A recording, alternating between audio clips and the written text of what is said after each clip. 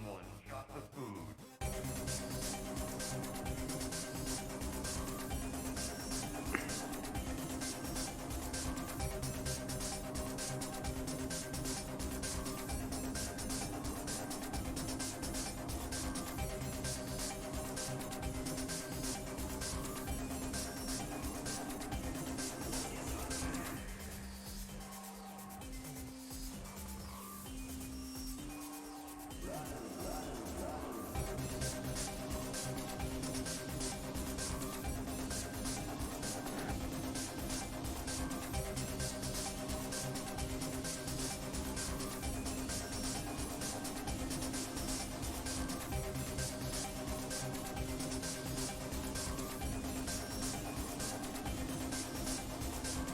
Life force flooding out.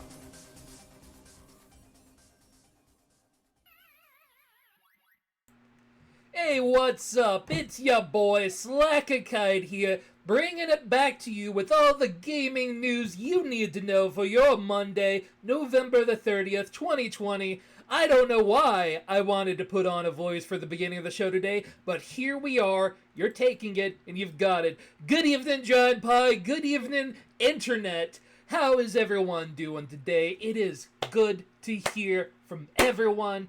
Merowyn survived work. Actually, hell yeah, Lady Merowyn, Lindsay, how the fuck you doing, buddy?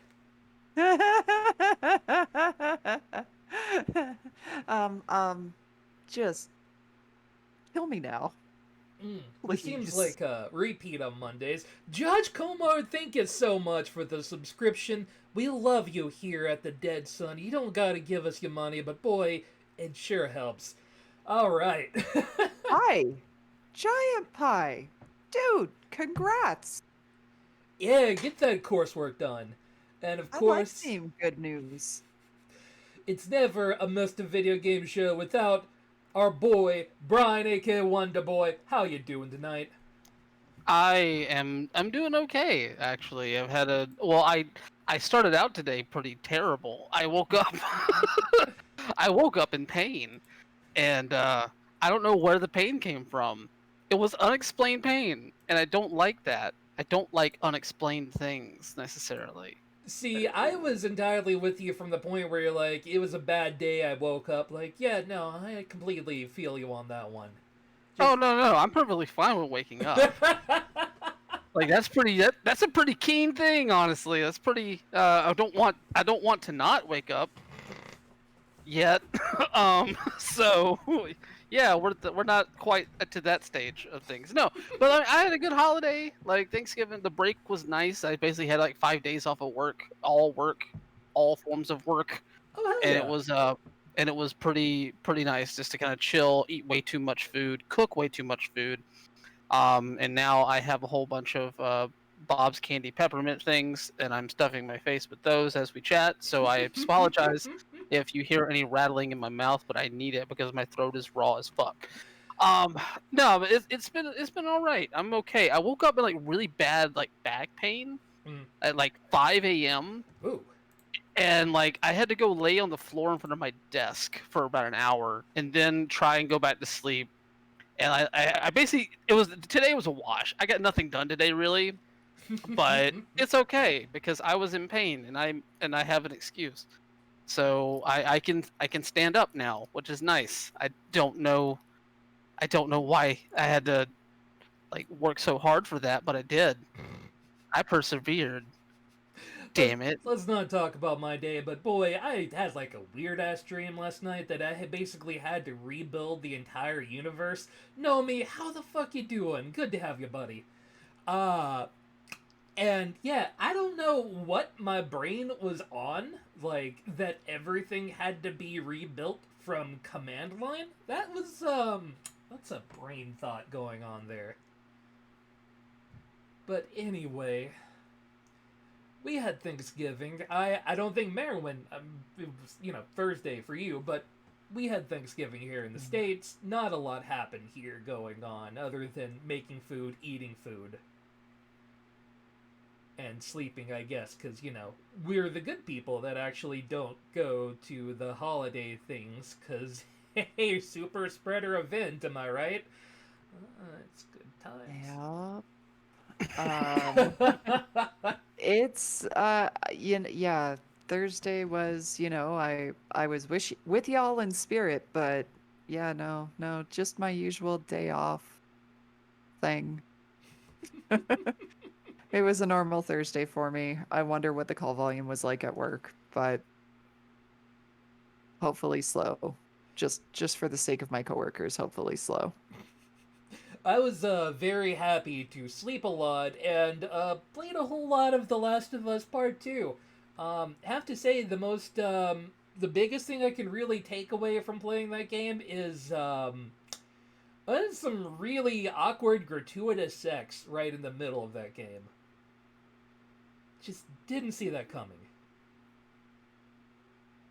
I mean, I sat and I played through the new starting area for the WoW xpac. Mhm. And because I was curious to see how they were, because they mentioned a totally revamped experience for new players, and holy shit, is it handholdy.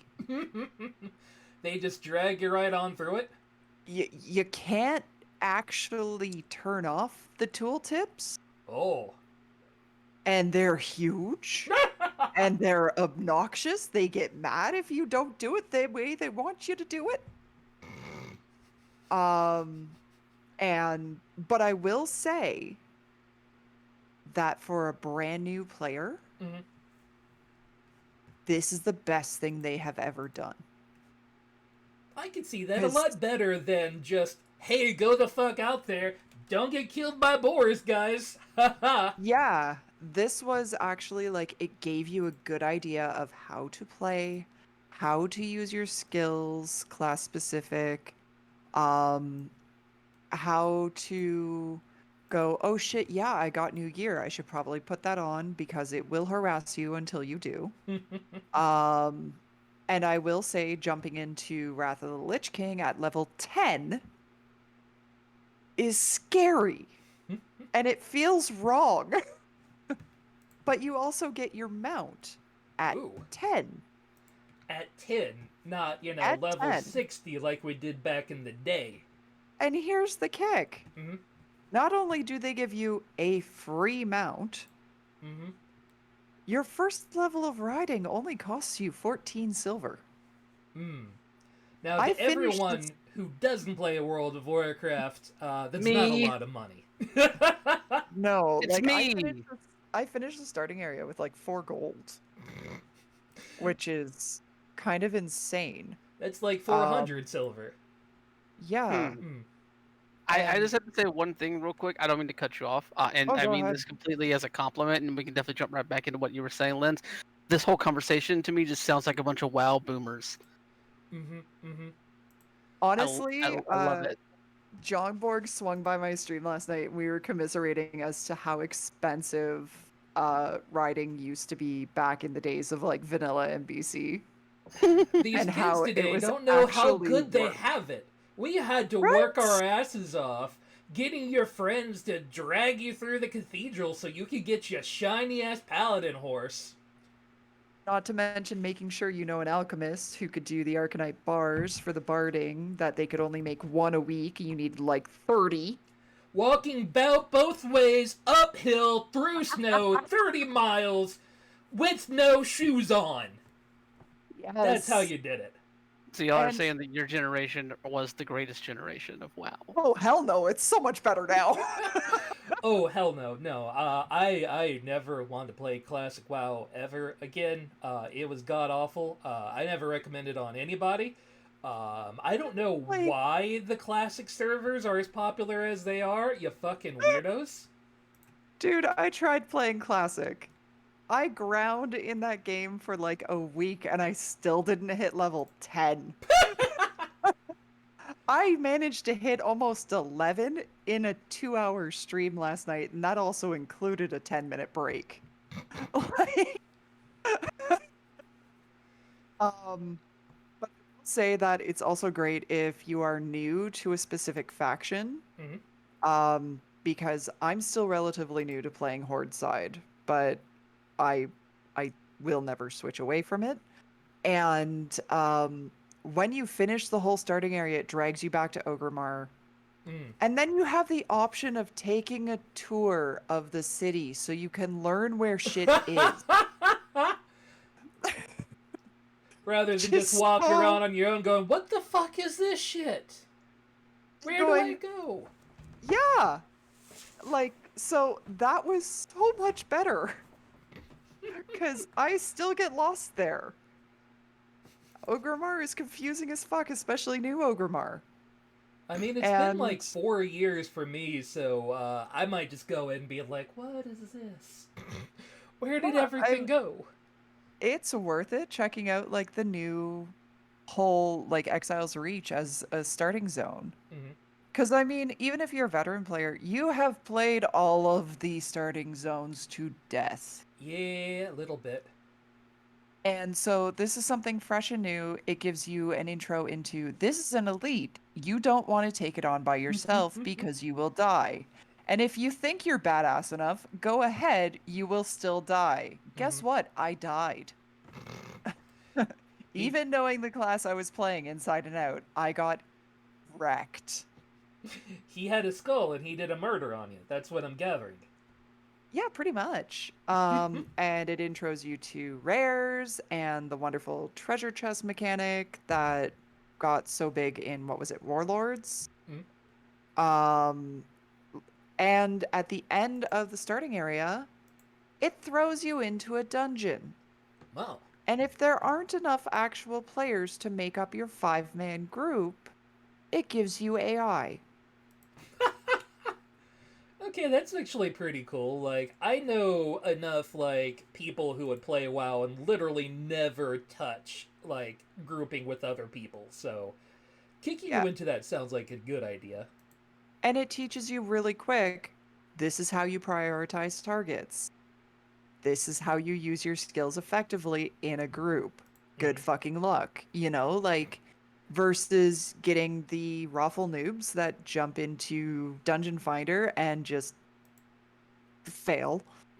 Or the other way around, where they just suddenly, like, go tear ass through the dungeon and, like, fucking hold on, I haven't even seen that shit. Yeah, like this was a little mini dungeon. It had 2 bosses. Mm. The last boss had actually a phased boss fight Ah. where you had to take down like big asshole and then his minion and he summoned ads and so like it gives you a good crash course in how to effectively play this game. Hell And yeah. I'm seriously impressed. GG Blizz. Now to see if the xpac actually stands up. I'm not thrilled with the fact that there's more borrowed power. Mhm. Come on, let me be badass on my own.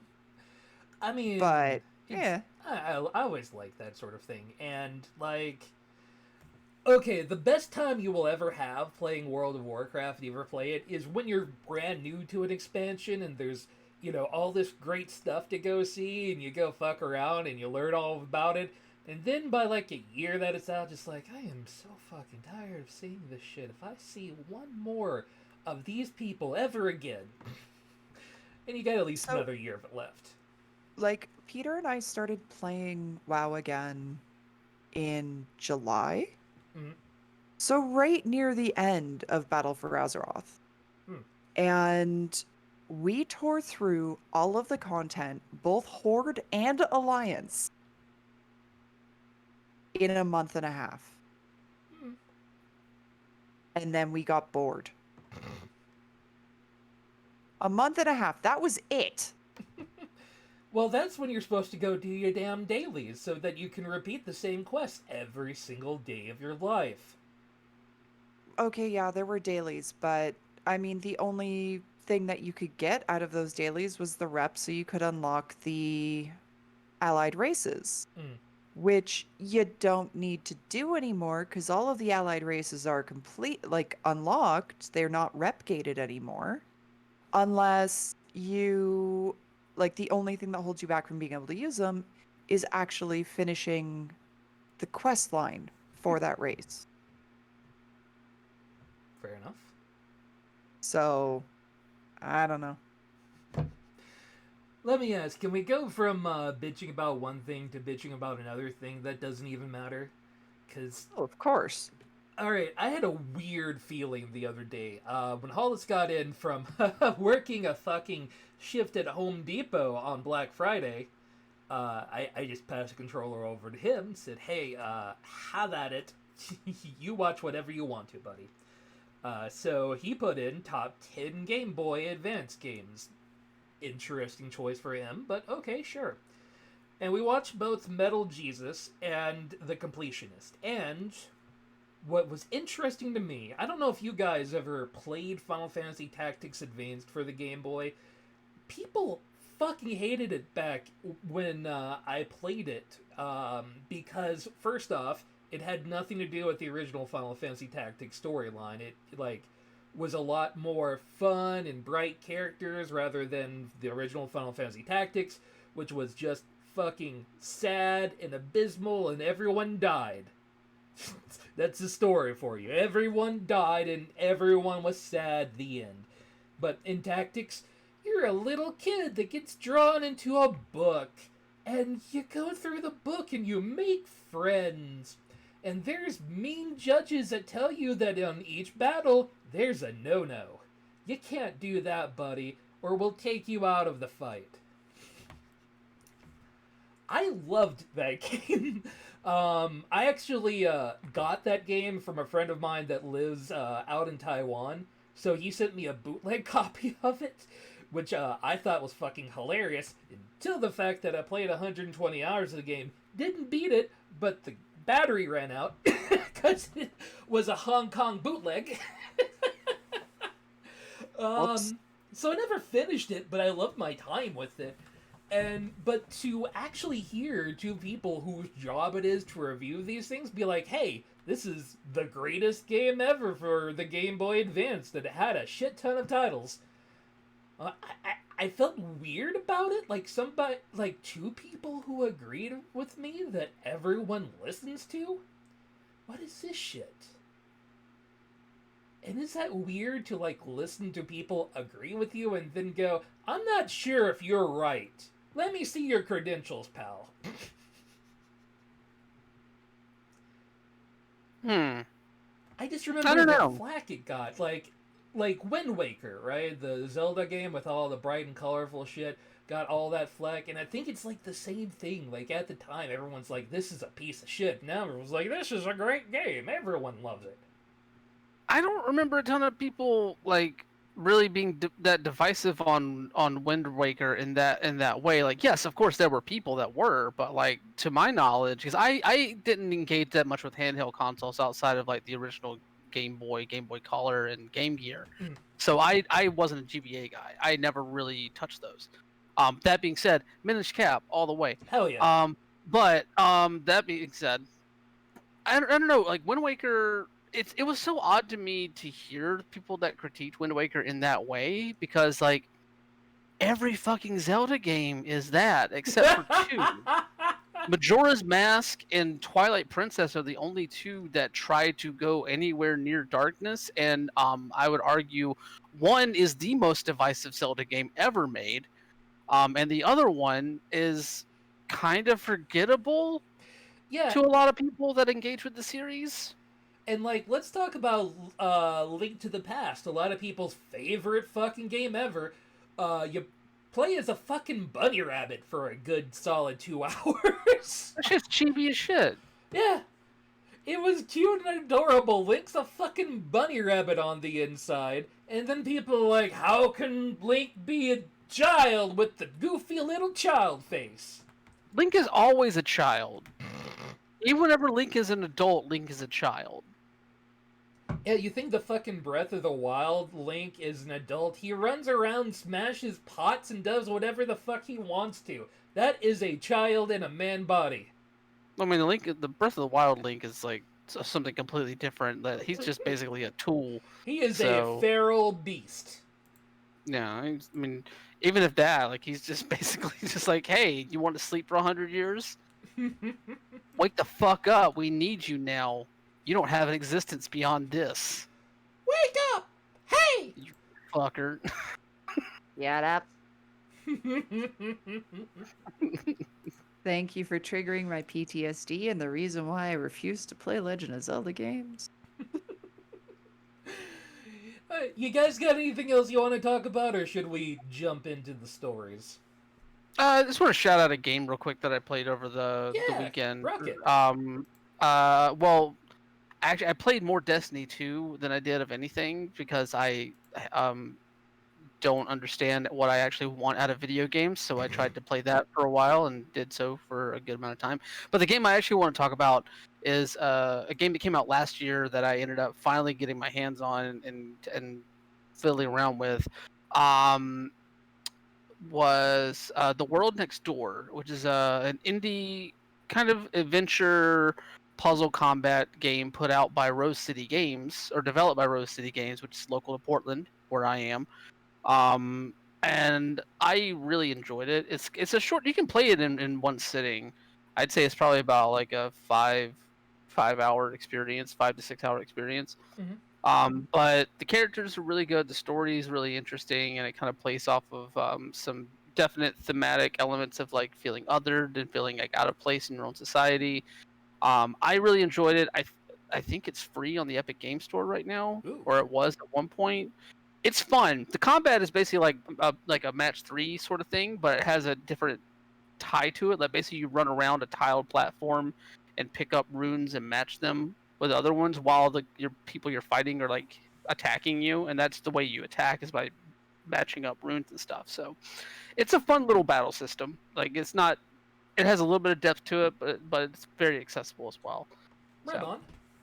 I like me a I good like- short game. Yeah, I like nice accessible games too. Like that's always a good thing. And now I'm pulling up my Epic Game Store because I want to see if I can find the thing.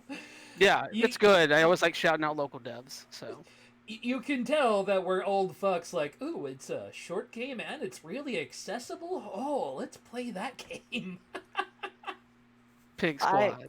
I mean, hell, I dove back into Star Trek Online, and that's probably the least accessible game out there. Touche, salesman. Touche. I didn't realize the servers are still up for that game. Jesus Christ. Oh yeah, they're still putting out xpac's. What the fuck? I disengaged from that ecosystem a long time ago. I've never been an MMO Disengaged, eh? guy. Yeah, I did. See, like what I did there? I did a thing. I do words for a living. Anyway, but yeah, no, I don't know. That's just so weird. That still is getting expansion. I found out the other day that the failed MMO from Square Enix of Final Fantasy XI still technically exists. That's weird to me. Why would that exist? I mean, people like Final Fantasy XI. I guess, but like 14 is better. Well, 14 is better now. Also true. It was not better when it started, but it's great now. I can't play it because it's an MMO, and I feel myself starting to get the twitches. Hey, let's go grind, buddy. Let's get some levels. Hey, let's go find all the good gear. No. That's why I could never do MMOs. That's why, honestly, I am surprised that I have stuck with Destiny as long as I have in the past week. Fair enough. Alright, let's just jump right into it. Hey, it's not a huge week for games. Actually, a whole lot released this week, but not a lot of stories going on. But we did get a little bit of a peek at the Nintendo theme park that is opening in February in Japan, part of the Universal Studios Japan area. Go away, advertisement, you bother me. And it looks cute as fucking shit. Look at that thing. It's so adorable. You get a fucking bird's eye view of that. It's so tiny and will be so impossibly crowded. Yeah, it doesn't look real. You look at that. That looks so fake, doesn't it? And yet super real. That looks like a video game. That does not look like real life at all. I'm impressed. Yeah, Japan has done a hell of a good job with their Rona. Yeah, a kicking in the dick is absolutely correct, Coop. Kick the Rona in the dick. So they get to do things like open up early and go wander around Marioville. We could have this too, but we can't because we're infected with disease. Yay, us. Hope you enjoyed the turkey. I am in a mood today. I apologize. No, you're fine. I mean, I'm curious to know exactly what the plans are in regards to like opening up and that sort of thing, and like in terms of capacity as well, because like there's still like I don't know if there are Japanese companies that are developing their own vaccines or anything. I'm sure there are at least Oh, some yeah. researchers that are working on that stuff over there. I don't know what the status of them are.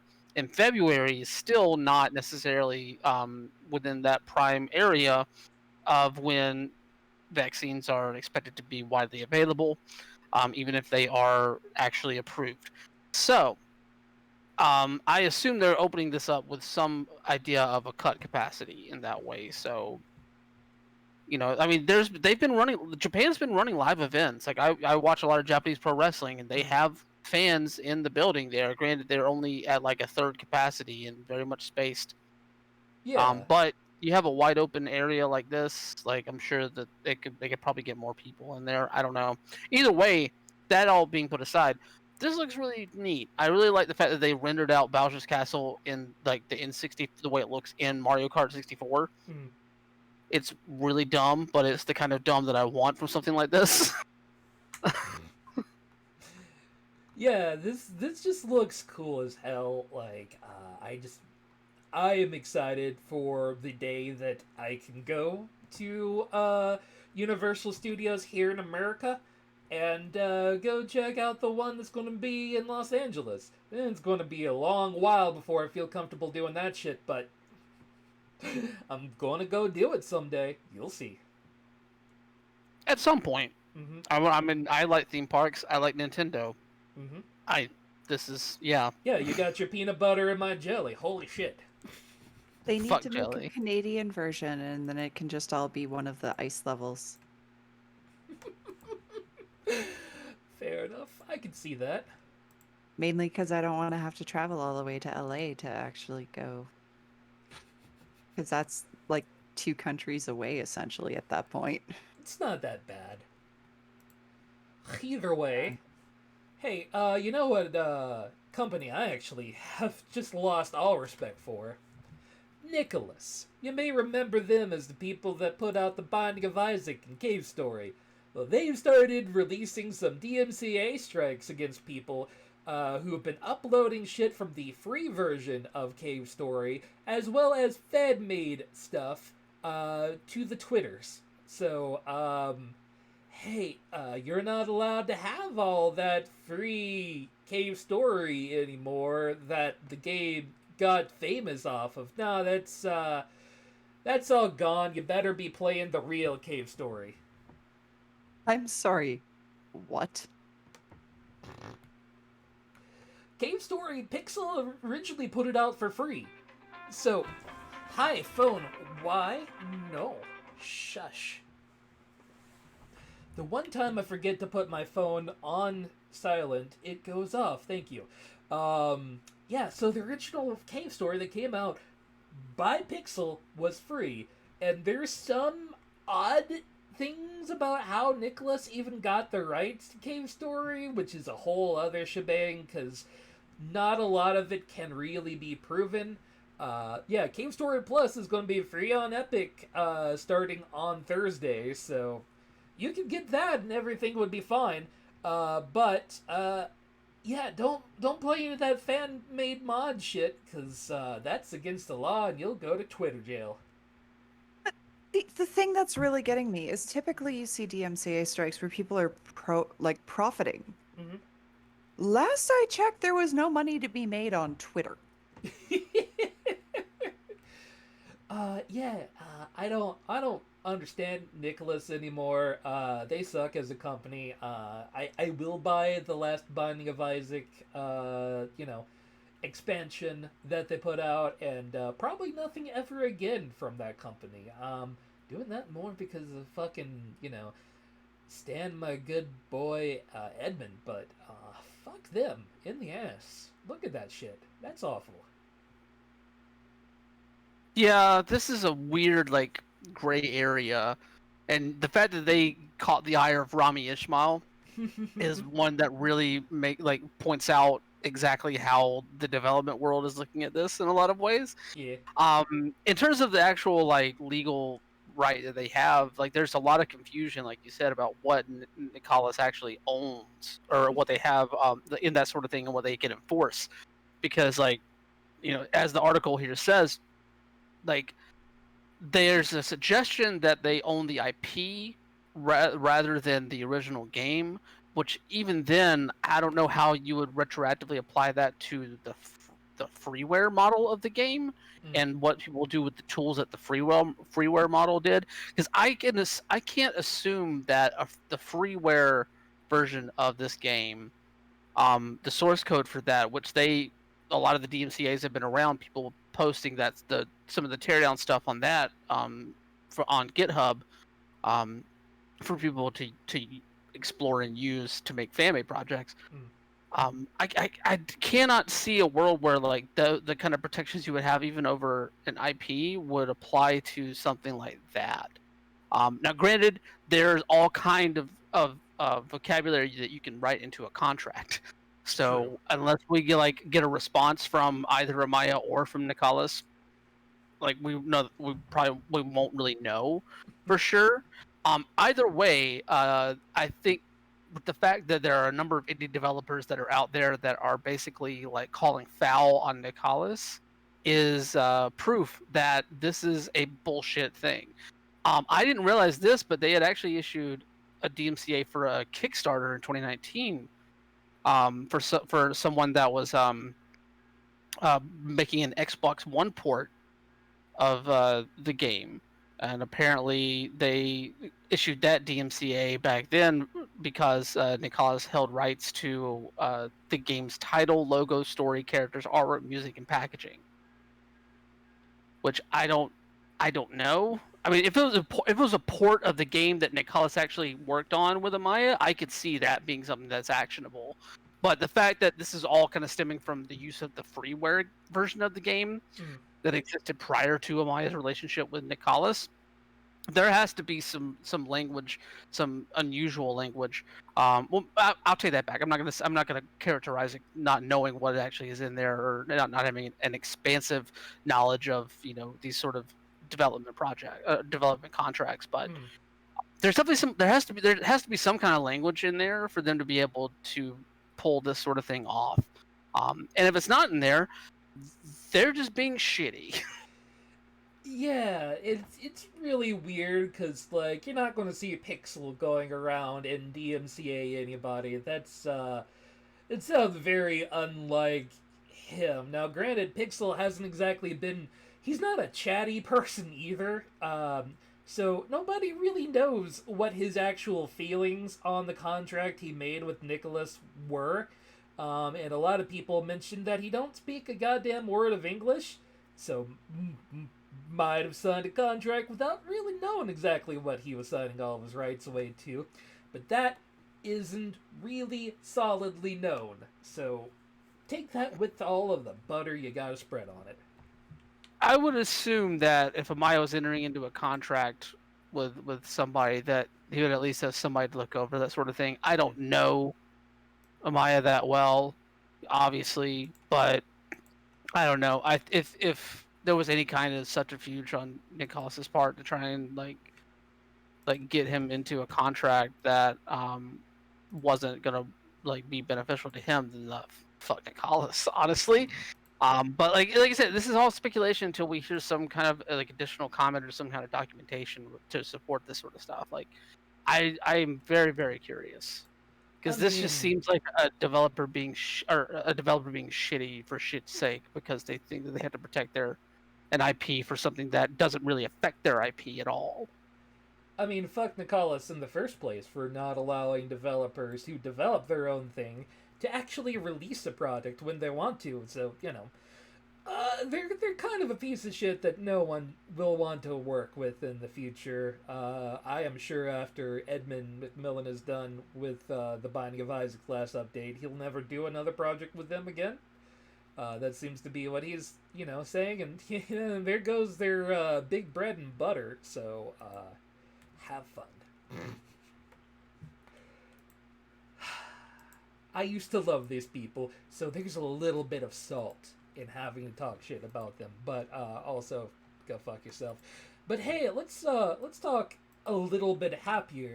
We got somebody here who wrote a whole article here. Maybe they want to talk about a little bit to the internet masses. Yes, I wrote a thing. I did. This is what I was talking about last week, where I was like, I don't necessarily want to say it because I don't know if it's going to happen yet. But it did. It happened. I had the chance to write a little bit about some gaming stuff that popped up over the past week or so. Stuff that we didn't actually talk about last week on the show, although we probably could have. Yeah. I just hadn't really thought about it. But yeah, so I took the opportunity to write a little bit about the kind of double-edged sword of LGBTQ progress in terms of representation, in terms of accessibility, and in terms of visibility in games themselves, not necessarily development, but the actual product. And this all kind of stemmed from a lot of complaining around the recent remake of Demon's Souls. Because the game that Bluepoint and Sony Japan Studio developed together, basically they removed gender identifiers from the character creator. So instead of having male or female body types, you just have body type A or body type B. Which it's a small thing, but it's a powerful thing for a lot of people that play these games that don't necessarily identify along the gender binary. And that sort of thing. So it just made things a little bit easier for people. And of course, anytime you make things a little bit easier for people that aren't fucking cishet chodes on the internet, they like to raise a stink about it. And there was another writer, Diana Torje, who went out there on Twitter and posted a long thread basically calling out all these people. And it kind of it caught my eye, and I was like, oh, this is something I should look into a little bit. And so I had the chance to talk about that and kind of relate that back to how even with the progress of LGBTQ visibility in games, it still isn't, it doesn't go far enough, or there are incredible missteps in other areas of advancement for marginalized communities that are kind of coupled with.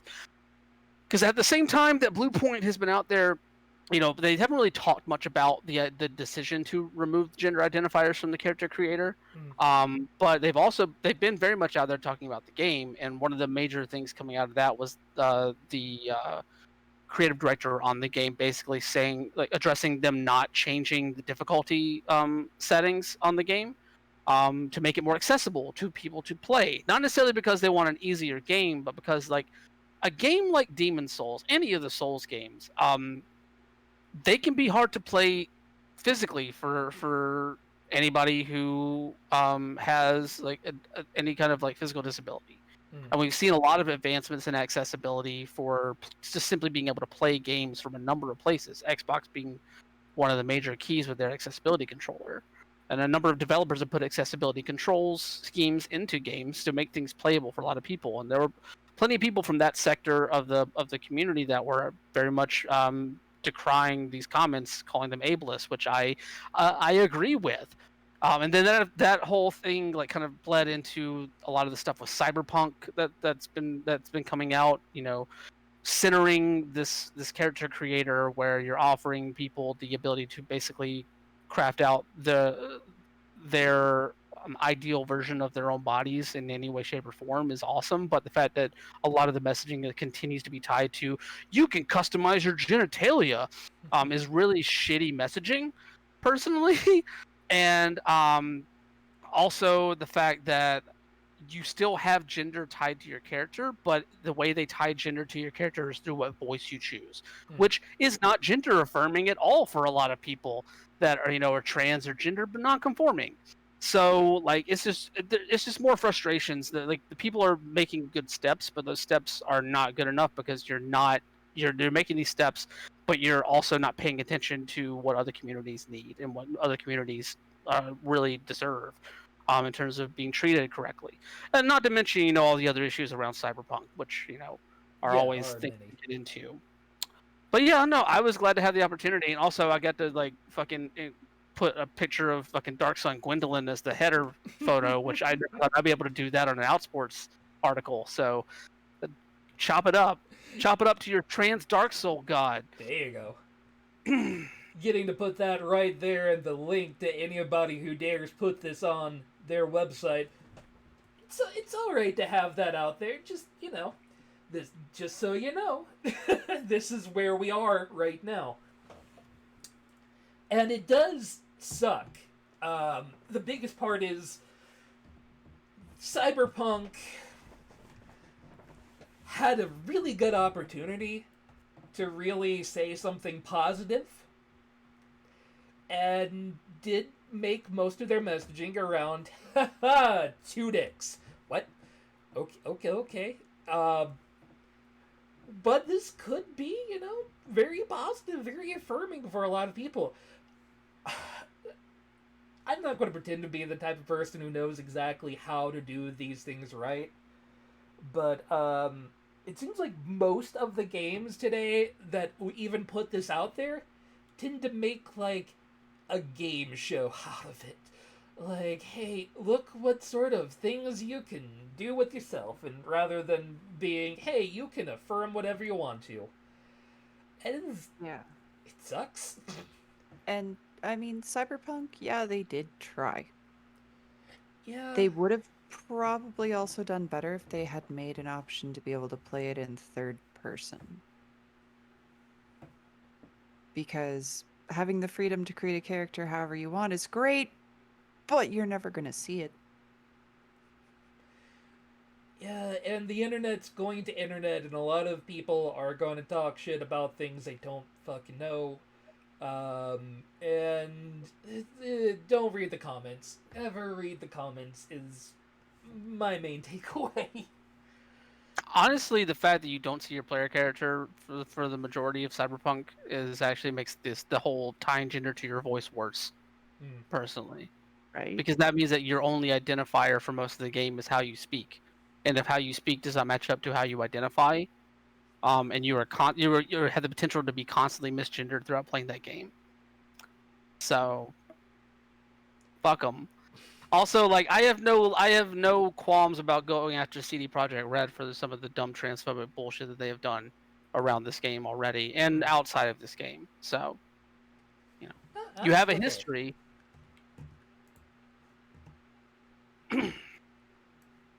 Yeah, they have definitely not put their best foot forward, so why should you take their best foot?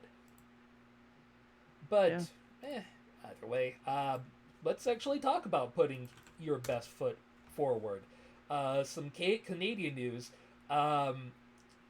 So, I might, because I had never actually heard, alright, Yagmeet Singh? Am I correct on that? Jagmeet. Jagmeet? Jagmeet. Jagmeet. Jagmeet. Hard Okay. J. Hard J.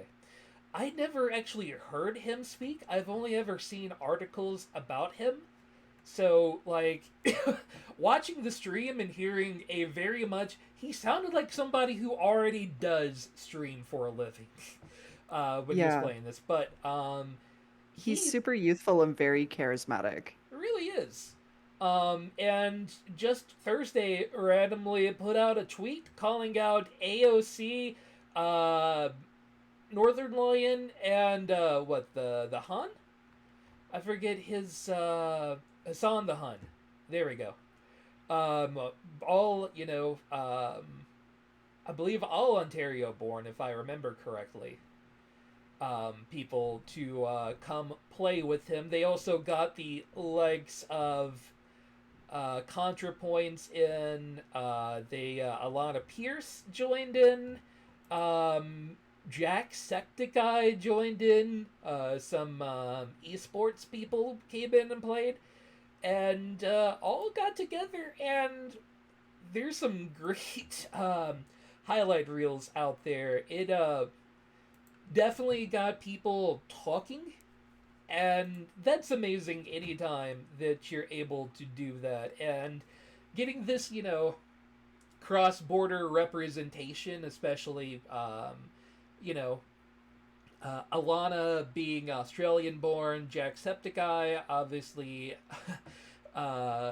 being European born, and all of that good stuff coming in together and all doing a stream together, and being positive and, making people remember, hey, we should outreach more to people where they live. It was a cool stream. I really thought it was a lot of fun. Yeah, and I mean, Jagmeet has been fantastic at getting with and appealing to the younger generations. I mean, he's not that old himself. He has been prolific on TikTok. Um, I will admit, I actually downloaded the app literally just to follow him. And then it started eating my battery too much, so I had to delete it, but I still pop Oh. on my computer every now and again. And he's quite literally the only person I'm following on there. But the stuff that him and his wife do together on TikTok is awesome. And so I was hoping he would jump on the AOC stream wagon to continue that outreach, continue putting out that, we're politicians, but we are actually people too. And to just try to get a bit of a message out to the younger generation at the same time. And I think it's like when AOC did her first stream, there's an article that came out that fully called out that in doing that stream, she did something that politicians have been striving to do for years, and that is appear like a normal human being. Yeah, And absolutely. And she was funny and charismatic. exactly. And it needs to be something, as much as I don't like mixing politics and video games, because video gaming is my safe place. I like seeing this. I like seeing this kind of outreach where they, for a couple of hours, become normal people and are approachable and just get to drop their guard a bit more. I did see, I normally say don't check the comments, but I saw several posted along the lines of, oh, is this what we pay our politicians to do? This is it's in the free time, and they're getting more outreach by doing this to people who may never have considered who to vote for, and what politics are, what's on the line with actually being invested in politics, really got them involved. And you had a lot of fairly good, people representing that.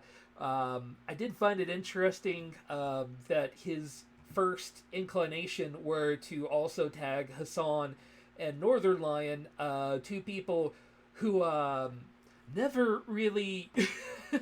I know both of them are, left, but, neither of them exactly going out of their way to be so, and also neither of them being huge internet stars. Like, they definitely are recognizable upon the Twitch platform, and YouTube as well, but not giant, massive blowouts that you might have expected to come along with this. Of course, some of the other people that they brought along with them were, getting Jacksepticeye especially. That was more of that, but that wasn't his first thing to do. That was just like, hey, these are cool people. I want them on my stream. Yeah. It was like they kind of built up their roster of like, if we could stream with anybody in the world, who would it be? And like, I will say, like, Jagmeet, despite not being in particularly a position of power in our government right now, Mhm. um, through the whole COVID bullshit that we're dealing with right now has been a major driving force in taking care of the average person. So he's actually gone as far as to go, hey, yeah, you know that vote of confidence that you wanted? Hmm. You're going to do this to help the citizens before I agree to give you that vote of confidence. Hmm. So he's playing it, and he's playing it well. And so to see him actually, you know, kind of step out and go, hey guys, we're doing a thing, was a lot of fun. Yeah, it was just a cool stream. It's not exactly as if it was a charity stream or anything, and the vast majority of it was just, hey, having fun. But there was a bit of conversation on politics and whatnot, and maybe some of the people that they chose for it, they could have chosen people with that maybe are less problematic, but for what it was cool. Definitely hope I'm not working the next time they do this, because I would like to be able to tune in. I admit I didn't really watch the whole thing myself. I did watch a highlight reel, but even the highlight reel itself, out of a 2 to 3 hour stream, was 40 minutes long, so it's not exactly as if I missed a whole lot. Very fair. All right, let's get into the meat and potatoes now. The reviews are in. 3 new games coming out this week, or very recently anyway. Immortals Fenyx Rising is the first on the list to pop out, and it seems to be doing fairly well for itself. From what I've read and what I've heard, it plays it relatively safe. But is a fun time and a lot of great visuals for you to go out and see upon the world. It's very Breath of the Wild meets Assassin's Creed gameplay. So if you like that, it's here. It's not going to really be terribly complicated. It's not going to really change your life, but it's there and it's fun. Yeah, it seems benign enough. Like, it seems like perfectly fine. Mhm. Like, it doesn't really do, from what I've seen, it doesn't really do like a ton of like monumental stuff with it. And we've kind of already explored a lot of Greek mythology. Ubisoft themselves have explored Greek mythology in recent years already, so it's a different take on it, and I'm sure the people that are interested in that will get more out of it in that way. But yeah, perfectly fine game. Yeah, is it me or is Greek mythology starting to become the new zombies? It's been the new zombies, dude. It's like the studios are all looking at it and going, okay, guys, we got to put out a new game. What we doing? Well, lunch is on its way, and we got Greek. By the way, Hey, sweetheart, of course, I'm your Brooklyn mom, and friend today of the show, Lady Goggles, has actually put out a review herself. She, surprising to her as well, got a early release copy of it to put out and do a review, despite not being a great big old YouTuber yet. Hey, still. Yeah. Getting to release a review literally on release day, pretty damn cool. Mm-hmm. Yeah, so give that a watch. It's not a bad review, honestly. Of course, we're a little bit biased here, but hi, it's a good watch. As well, of course, Hyrule Warriors: Age of Calamity has been officially gotten the rank. About the same. It's okay. It's not going to blow anything out of the water, but hey, if you like, your Warriors franchise, and you like attacking things, and you like Zeldas, you're going to have a good time. that's not exactly a narrow band of people to go aiming at either. I'm Honestly, sorry. that sells me right there. Like, I'd be willing to pick this up. I liked the first Hyrule Warriors. I might be in the minority on that one, but um, yeah. Now I'm super curious. I want to poke at it. I mean, the Hyrule Warriors, the original Hyrule Warriors was fine enough. It just, I don't know. Like the only real thing that's really intriguing for me with this one is the fact that it does tie into Breath of the Wild in the way that it does. I don't know if it really lands that punch in the way that it wants to in terms of telling a prequel story to that game. But I don't know. Like I can turn my brain off for a few hours and play a Musou game. Yeah. So, like, yeah, I mean, it's something that I don't know if I would play it a ton, but I'd give it a shot. It'd be a good little like brain dead sort of thing to try out and see where the story goes. My partner's been getting really into Breath of the Wild lately, and so I think that this would be something way more up their alley at the current moment. But I'd be curious to see where it goes. Yeah, and I mean, it is, Coop does mention one shame. There is no online play on it, since it does use the original Hyrule Warrior engine, which didn't have online play either, and also Nintendo kind of sucks for online play in the first place. So, that I is was about to something. say that, like, what did you expect from Nintendo? Yeah, I know a lot of Warriors players do like their online play now, so take that as you will. but with something you said, Brian, I totally agree. Like, I don't know if you played the original Hyrule Warriors, but it is probably one of the best therapeutic games if you've ever had a bad day too, where you can Mhm. just shut off your brain and just mindlessly smash your way through wave upon wave of enemies. Yeah, plus you can just play as Lady Link. Hell yeah, Linkle is awesome.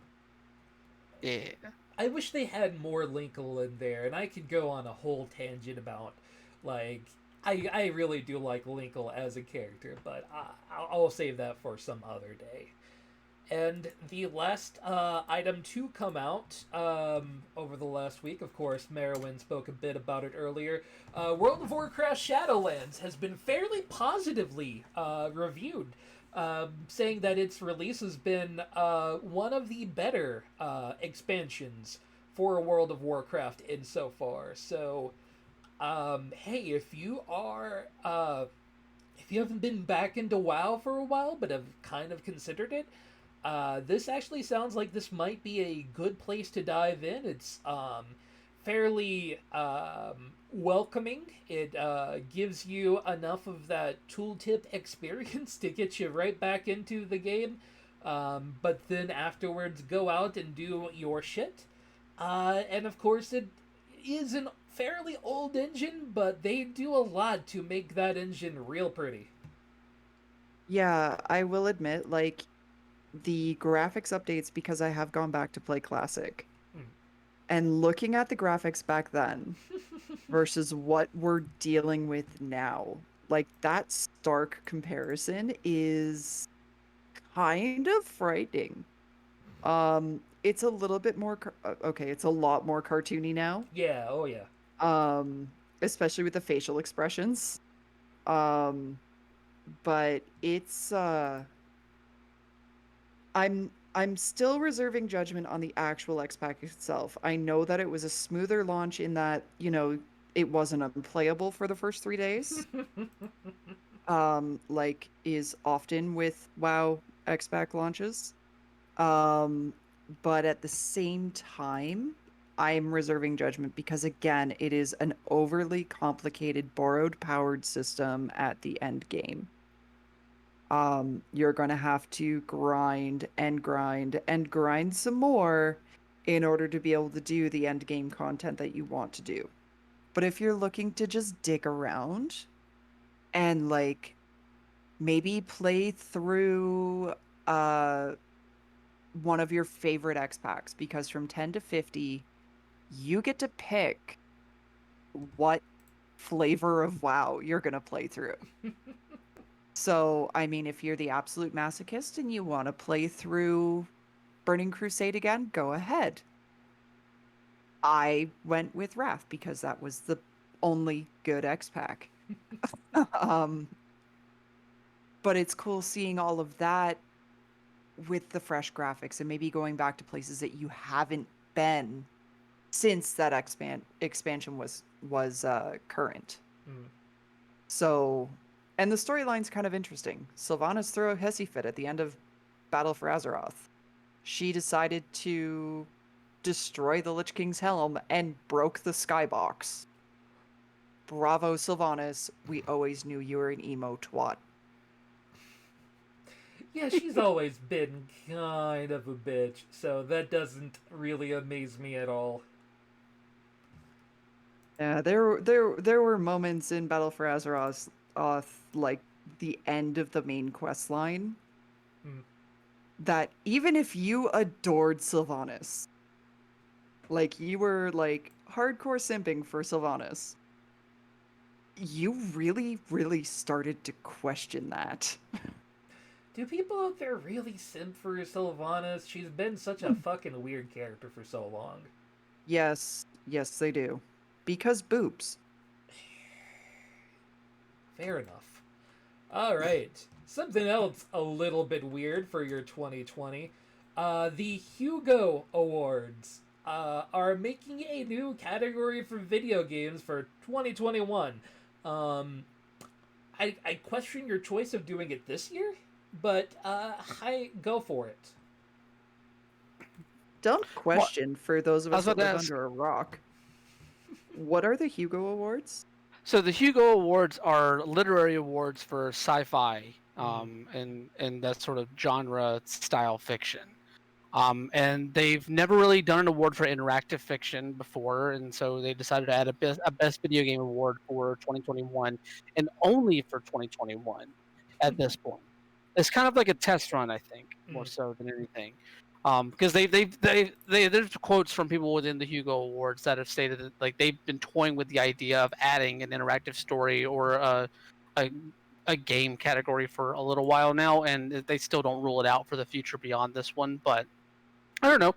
It was intriguing to me because it's another like very highly esteemed award. Um, uh, I don't know really know what is. I guess just award. That's better. I don't want to throw the qualifier on there. It's a highly esteemed award that has a long history with a lot of very prominent names winning it over the past like decades or so, and it honestly to me the reason why I suggested this story earlier today because I thought to me like the Hugo Awards acknowledging this kind of adds more credence to gaming as a art form, as a storytelling art form. Mm. And obviously that's been in play ever since the Supreme Court decision a number of years ago, and even before that, like games have been art for all since their inception, honestly. But it's just more validity Yeah. to a media form that still gets treated like it's something that isn't necessarily built for that by a large swath of the general public that aren't fully engaged with it a lot. So I think it's a really cool idea for them to do. I think that I don't know exactly what is going to be nominated, but there's plenty of good stuff that's come out this year. I just don't know how much that directly ties in with the sci-fi stuff, and that's just because my brain is running blank at the moment in terms of like everything that's come out. Because the minute you try and think about everything that's come out in a year in the video game world, is the minute you forget everything. Mm. Yeah, this trying to think about the year 2020 in the first place is a little bit hard. The brain just kind of goes, why do you want to remember? Why do you want to remember? Just move forward. Or maybe think about 2015. That was a pretty cool year. Hey, remember Pokemon Go? Good times. Anyway, yeah, it's pretty. There's a lot of great science fiction, especially in the gaming world. And to be able to say that you won a Hugo is pretty big. So I have to imagine anybody in the gaming sphere who happens to win this will be pretty chuffed. Even if it may be the one time to do that. You get to say, hey, I'm the one person to make a video game worthy of the Hugo Awards. And that's fun Yeah. and cool. And honestly, I don't see this going away. I know they're kind of like hedging their bets a little bit, but with the statement. But I don't think this is going away. We have the Bafta Game Awards now. At this point, there's room for distinguished awards for different elements of the video game world, especially when it comes to storytelling specifically, because there are a lot of people out there that are telling amazing stories, not just within the sci-fi genre, but within all genres out there. Mm. So I think it's cool, and I'm glad that they're taking the step to acknowledge a medium that deserves it. Absolutely. On yet again, bouncing back to the other end of the spectrum. Hey, and thank you, Brandon Sinclair over there, GameMinistry.biz, for all the times that you have given us stories. The Avengers didn't do well. We've kind of hit this one on the head a few times, but they screwed the pooch with Marvel's Avengers. Square Enix has definitely recognized its mistakes. They're going to go back, lick their wounds, hopefully make a better game next time. Well, it's not even that they're going to make a better game next time. It's they are basically like looking towards additional content before the end of the fiscal year to try and resurrect what they put out originally with Marvel's Avengers. And yes, we talked about the Avengers, not meeting expectations before, but this is the first time we've gotten word from Square Enix themselves saying on the record that, this didn't sell as well as we wanted it to. That's a bummer. We're going to start putting out that DLC that we were talking about doing, but then delayed.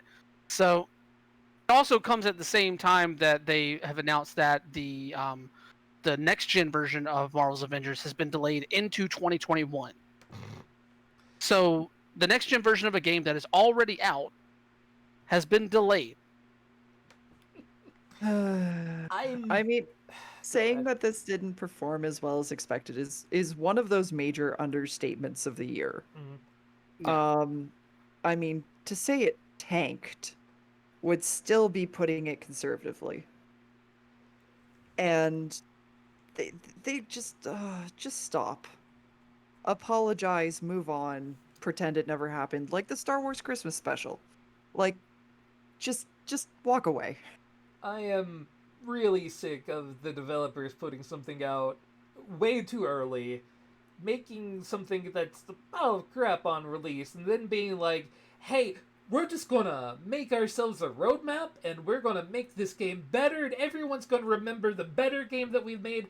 And yeah, we talked about Final Fantasy XIV earlier. That's a game that sucked ass on release. It got a whole lot better as it went on and aged and became a mature video game.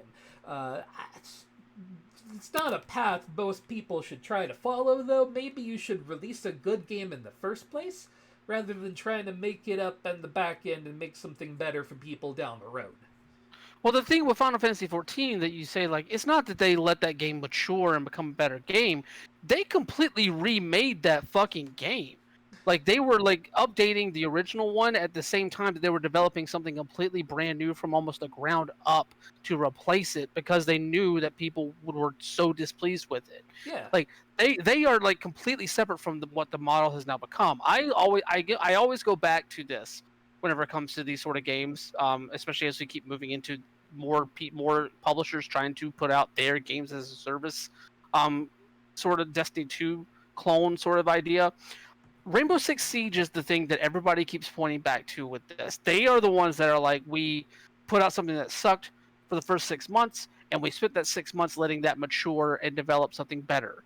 Like, it wasn't a completely, like, from the ground up tear down to build something else better. They just made what was there already better for a game that honestly probably shouldn't have come out until that 6 month mark, based off of the response and how well it actually was, what the experience it was delivering.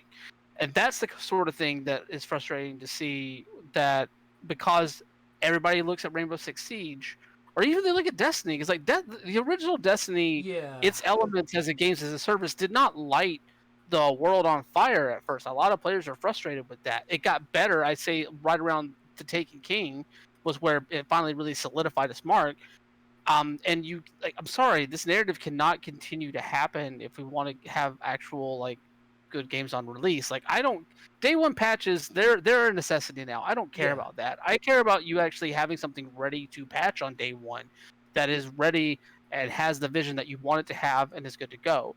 Marvel's Avengers never was going to be that upon release.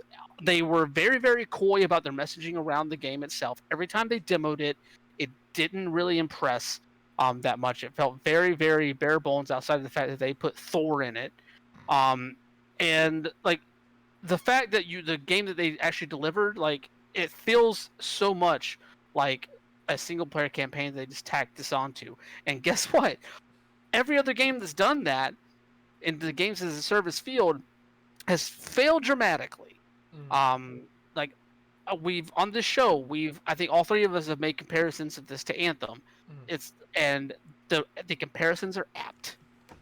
And they continue to be. I will say this as much for them. They have a huge monetary commitment with Marvel for games going forward. So they are not going to let this thing just die on the vine a la Anthem. I still don't know when Anthem 2.0 is coming.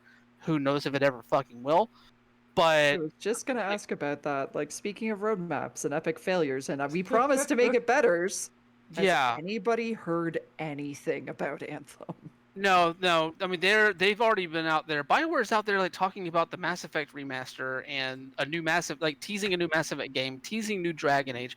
They have gone radio silent on Anthem 2.0, which honestly is not a bad thing. Yeah, I'm fine with it. I don't really care at this point. Just make something better next time. Exactly.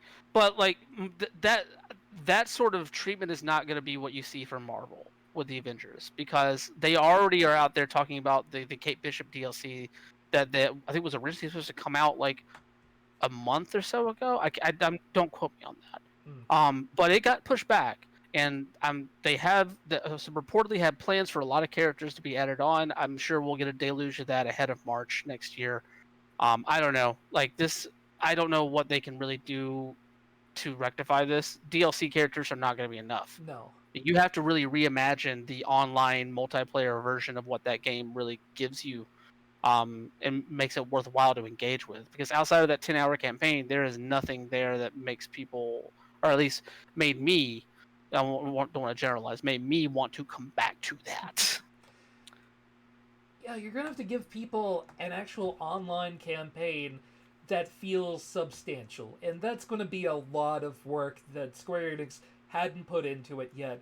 I could see them potentially doing it. I just don't want them to. I'd rather them go back and make another game out of the the Marvel property. I do believe Square Enix can make a good game out of the Marvel property. Just stop fucking chasing this games as a service thing. I understand it's a fucking cash cow, but Jesus Christ. It's only a cash cow if you can make a good game out of it. Yeah. And look how many failures there have been in the games as a service realm. Exactly. But of course, hey, your last real story of the game. Hey, I did say we're going a little bit short tonight. Hey, were you aware that shiny new PlayStation 5 is listening to you? Just so you know, when you record yourself getting that nice shiny trophy with your PlayStation, it's listening and it catches you.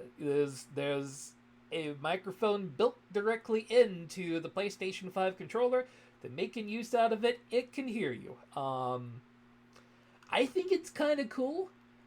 I'm too used now to the idea that everybody has a listening device in their fucking pocket at all given times, to make me go, oh, it is a little bit scary in some ways, especially this isn't an opt-in thing. You can turn it off, but you have to opt out of that, which is a little bit weird, but I don't know. I don't hate it. I think it's kind of cool to catch, that moment of, holy shit, I'm done. It's neat.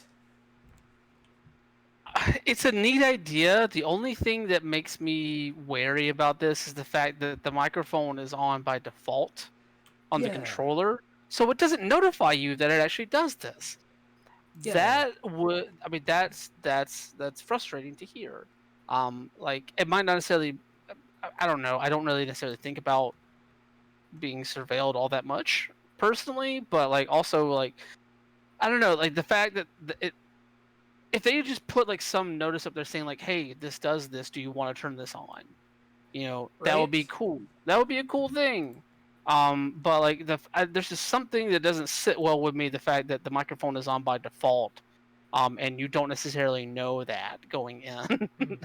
Yeah, the fact that it's a hidden opt out rather than being an opt in from the time that you turn on your PlayStation, being like, hey, we would like to record you when you are gathering trophies.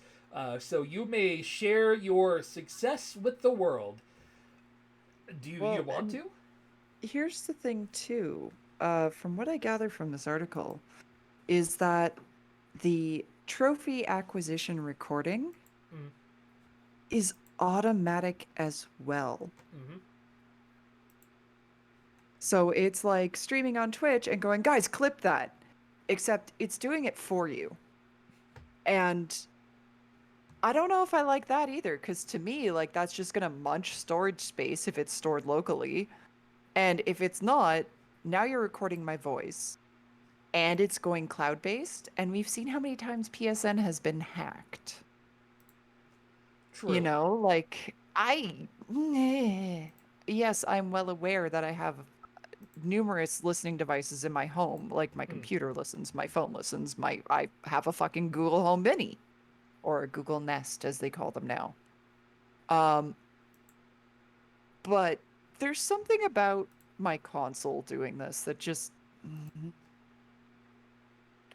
I don't know. I'm starting to wonder if, like, you rage quit at a game while screaming and swearing, is your console suddenly going to go, yeah, you're going on timeout. Do you kiss your mother with that mouth? Like, Oh, if they tie that into parental controls, Oh. right? yikes! Like, the potential for disaster is so high. Also, aren't there laws about recording a minor without their consent or knowledge? I believe so. Maybe? And, like, you know, I've worked in call centers a lot. Hmm. There's such thing as one-party consent for call recording. Hmm. But a lot of states that I know, it has to be a two-party consent.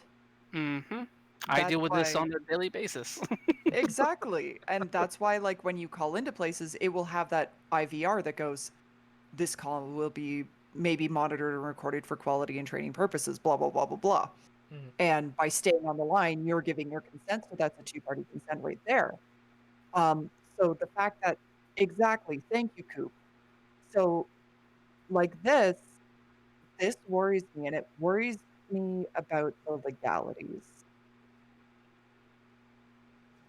Yeah, the legalities are a question, especially in multiple states. I know California is a two-party state as well, and even then, like some of those laws do break down depending on how you're recording it, whether it's like video or audio only, that sort of thing. So there's a whole bunch of different nebulous legal issues to kind of work around with that sort of stuff. That's before you even get into minors versus adults. Like that's just I don't know all that off the top of my head. That being said, though, like it is a neat idea, but there's like it would not surprise me if there's something in some TOS on this console somewhere. I don't know. Whenever you booted up your PS5 for the first time, Travis, was there any kind of like thing that you had to click, like a terms, like agreeing to a terms and Yes. conditions sort of thing? Multiple Okay, pages of it's it. it's probably in there somewhere, and people just don't see it. I didn't fucking Well, There's read nobody it. probably ever reads them. yeah, there's probably some consent that you're giving by clicking that. Yeah, there were multiple pages of it when you first boot up your PlayStation 5. Like, it took me a while to scroll through. And I didn't, like, at first I started reading it and it's like, oh my god, this is taking forever. So it might be in there somewhere, but who's reading that? That's the thing, though. Like, I get it. Like, it's frustrating, but like, you know, most people aren't. They're just gonna click it and then if they do have a problem with this, like, just learn how to mute your mic. It's frustrating, but I don't know. It just the thing is, like, my mind jumps to like the most like frustrating and nefarious shit they could use this for. Yeah, no, I they're don't think. probably not. Oh no, I don't think they are either. I mean, what is Sony gonna? Sony, I don't think that they are really in the business of selling data Yeah, what are at they, this point, Google? right? Yeah, but there's also the fear of, I mean, games as a service is getting to be more of a thing, right? Yes. And so, what happens when gaming companies start, like developers start working with platform manufacturers? So, like working directly with Sony to do targeted marketing in your games based on what your mic is picking up. And hey, here's a scary one. Don't you guys remember Sony twice getting hacked? Yep. Yeah. They're That's a getting company hacked you're like trusting. every other month. Yeah, yeah, they're real good about it. Anyway, so that's who you're trusting your data with. Just there you go. I'm gonna leave mine on because I think it's fucking cute. But yeah, if you are at all scared about how you are being represented, don't do it. Yeah, if I get a PS5, I'm sure that I won't mind having it on, at certain points and that sort of thing. It's just one of the things where I wish they wouldn't obfuscate it in that way. I wish they would just tell you that, hey, this is on by default, very upfront, and not bury it in a TOS. Yeah, I'd rather you have been upfront about this sort of thing, but like, I don't fucking mind. But anyway, that has been Mr. Video Game for November the 30th, 2020. Boy, it is almost December. That is fucking crazy. We are coming so close upon it. But of course, we cannot finish a Mr. Video Games ever without giving you a Mr. Video Game of the Week, even a short episode like today. Of course, Mr. Video Game is the thing, place, person, noun that we just looked at and went, yeah, that right there, that is fucking video games. And maybe there are better ones, but this one just amused the shit out of me, because your winner for November the 30th, 2020... you don't really think as much about, hey, I want to stream with AOC, isn't that cool? 148,247 views. Yeah, sip your tea. That you did good. You did good deciding to opt in to playing with Yagmeet.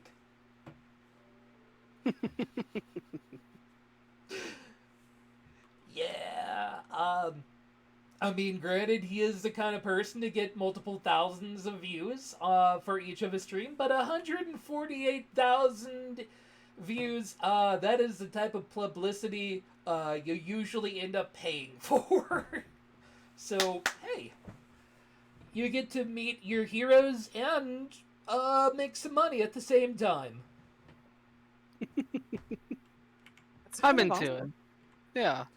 By It's the a dope way, thing. AOC, if you ever want to come on Mr. Video Games, we would love to have you.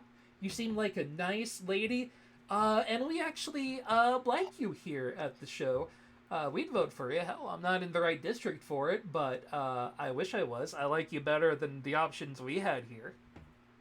Ditto for Jagmeet. I mean, dude, you're local. You grew up in Scarborough. That's like 45 minutes away drive from here. Like, dude. I noticed that people tend to have in Canada a lot of pride for the province they grew up in. I know, like Northern Lion, I listen to a whole lot, and he has a whole lot of pride for Ontario, even though he now lives in Vancouver. So, yeah, Yeah. Any It's shit. because you never truly get to leave. Something always brings you back to at least the province you grew up in, if not the city. And I don't know why. Yeah, I did find it amusing when he went back to his old high school to do a commencement speech, and it's like,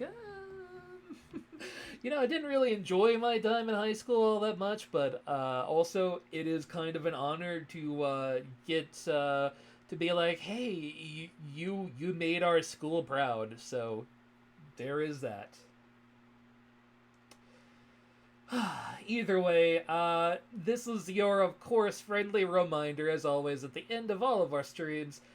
Hey, we have the tweeters and the discords. They're always in the doobly-doo link down below the stream. We love having you guys along. Coop, Josh, Giant Pie, Nomi, all of you other beautiful fucking people out there who listen and don't speak, we love you anyway. We love you with all of our heart and our soul because you listen to our dumb words every week. And boy, we are grateful that you even exist. Merowyn, any final words this evening? I will hopefully be back on Sunday doing more of the streaming thing. Might actually continue on with WoW, despite saying I would never stream WoW, because I enjoyed that. I know the game well enough. I could go on autopilot and actually talk. But as always, guys, don't forget to love each other from a socially distant perspective. Wash your damn hands, wear a mask, be safe. Please, for love of the gods, be safe. Be the change you see in the world, and honestly, just be cool. Wonder Boy, you got any final words for us this week? Yeah, totally. Second, everything that Merowyn said, obviously, and definitely coming out of the holiday here, hopefully everybody is taking extra precaution to make sure that we're not all getting sick. And, I know the numbers are going to keep on likely to go up as we keep going on during the winter, so just remember to stay as safe as you can.